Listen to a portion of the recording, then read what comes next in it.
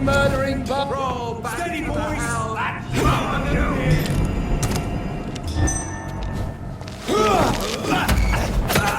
Want some of this?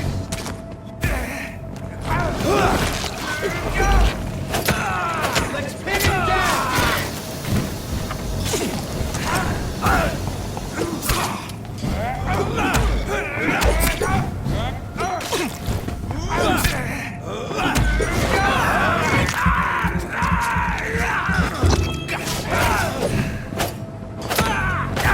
I'll send you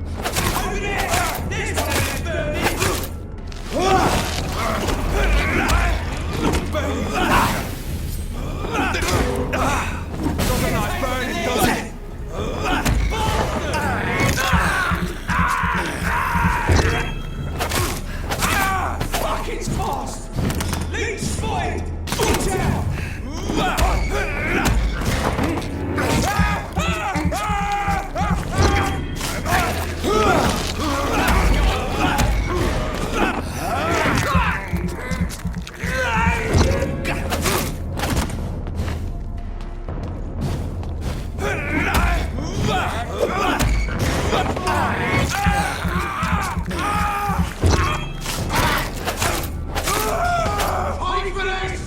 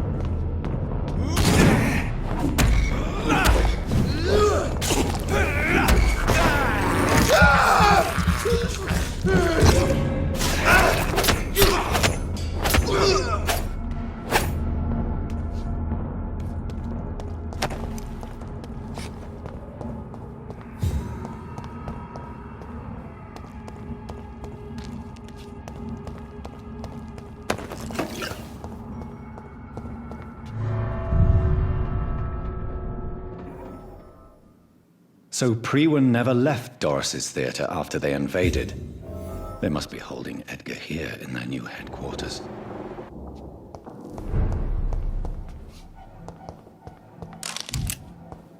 Don't forget to check every door.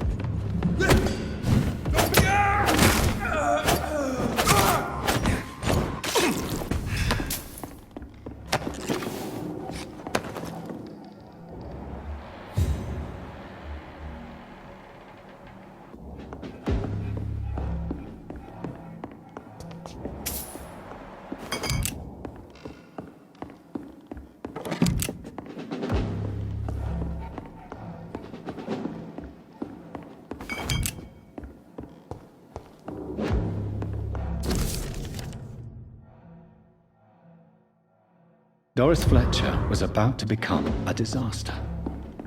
I'm getting close to having all the evidence.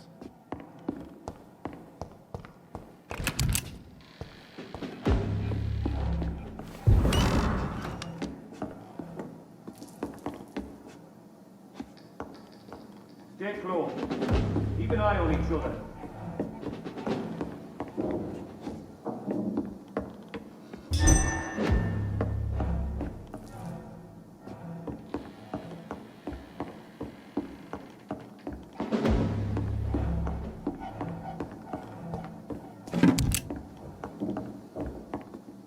I cannot enter.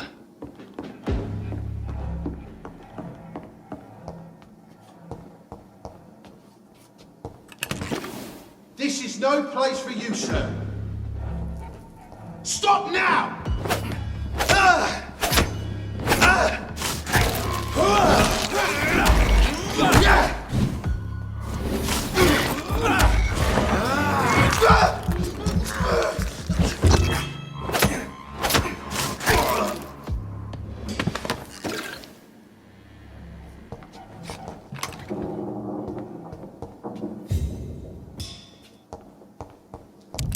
It's locked.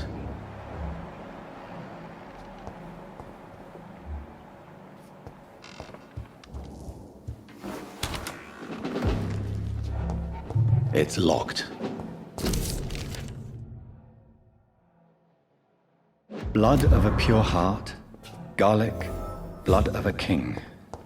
I don't understand. Perhaps this is what McCullum drank. I had better keep that in mind.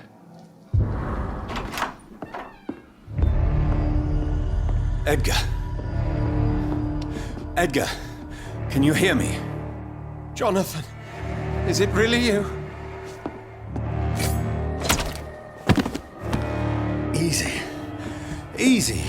Save your strength. I'm getting you out of here.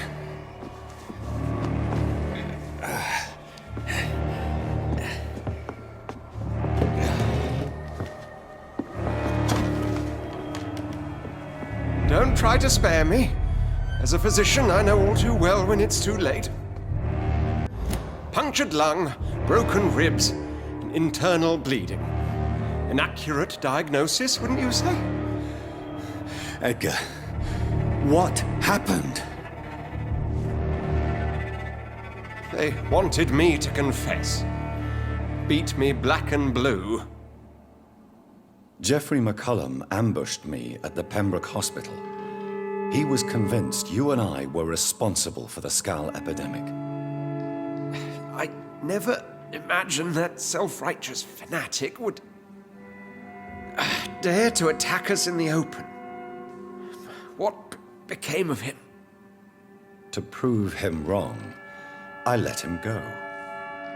Really? Are you sure that was the wisest course of action? Time will tell.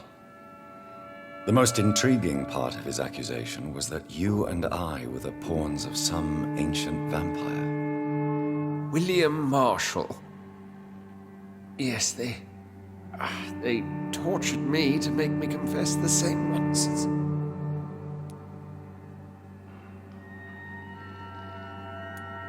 I think you're hiding something, Edgar. What do you mean? William Marshall, for example. You speak of him as if you know him. How is that? Jonathan, I cannot say I'm ready for another round of questions.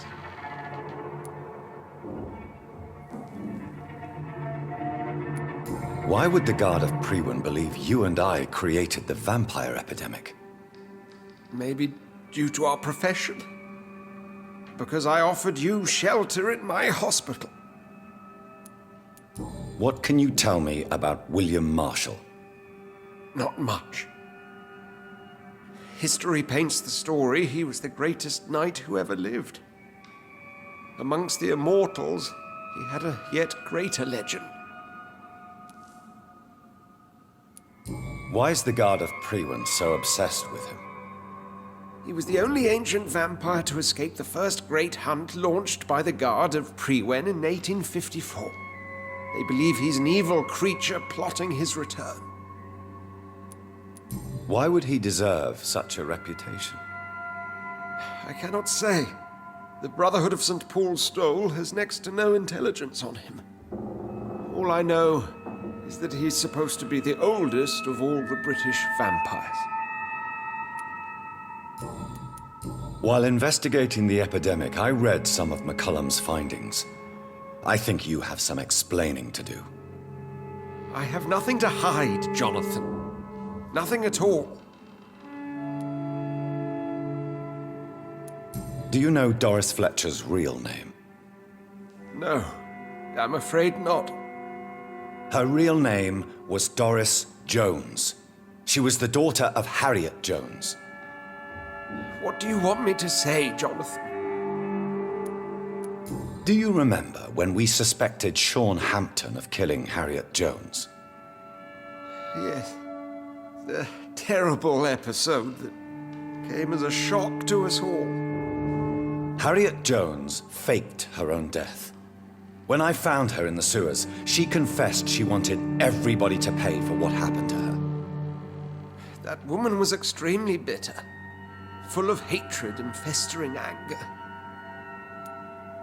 Doris Fletcher visited her mother at the Pembroke Hospital. That's how she first got infected. I know nothing about that.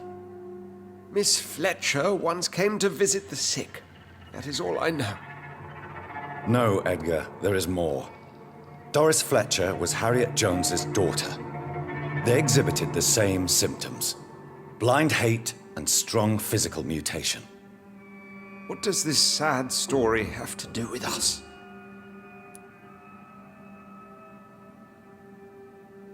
Do you know where we are? Doris Fletcher's theatre. This is where that hateful creature plotted to spread the epidemic across London. I only briefly met Miss Fletcher once when she visited the Pembroke Hospital. You say it was to see her mother. She seemed like such a sweet and graceful woman. My point exactly. The disease turned her into a bitter soul, driven by vengeance just like her mother. A symptom of all the infected patients. Certain diseases are known to produce similar effects. Rabies, for example. And rabies is not the devil at work. Come on, Edgar. Don't you see the pattern here? The epidemic, the link between Doris and Harriet, the suspicion of McCullum? How could I? I never saw Harriet Jones again after she fled the hospital. Doris and Harriet shared more than a hidden family bond. They were the embodiment of the epidemic and are linked to the Pembroke Hospital. Come on, Edgar, this is no coincidence. I swear I'm at a complete loss. All I did was administer vampire blood to cure old Harriet. There was no evil plan, no diabolical plot. You did what? I tested the regenerating and healing properties of vampire blood on Harriet Jones. My only intention was to find the cure for influenza, I swear. Whose blood did you use? William Marshall's? Mine? Lady Ashbury's. While transfusing her with human blood, humanely appeasing her hunger, I also kept samples of her blood for my research. You used her blood on Harriet Jones? My God, Edgar, that's unethical. You betrayed 2 of your patients at the same time. Right, I admit it. I boldly ventured into experimental realms, but I've killed no one to appease my thirst for knowledge, Jonathan.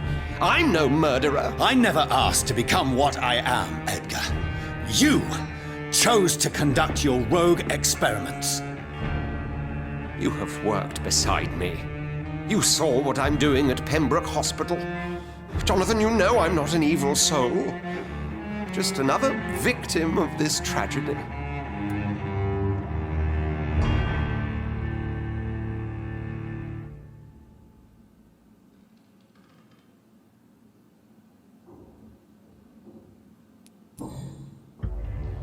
No, Edgar, you are not going to die. Unless you want to. What do you mean? I can save you, Edgar. I can turn your broken body into one like mine. You truly would? After all I've done, after all that's been said, you would offer me this gift? I have no way of knowing which punishment would be worse, Edgar. But it is not for me to decide. So? Oh, please, Jonathan, please. I beg you. This is what I've always wanted. This is what I've always searched for. Very well, then.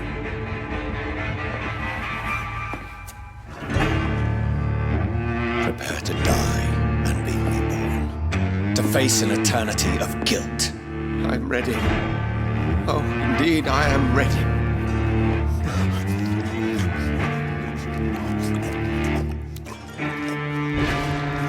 Enough!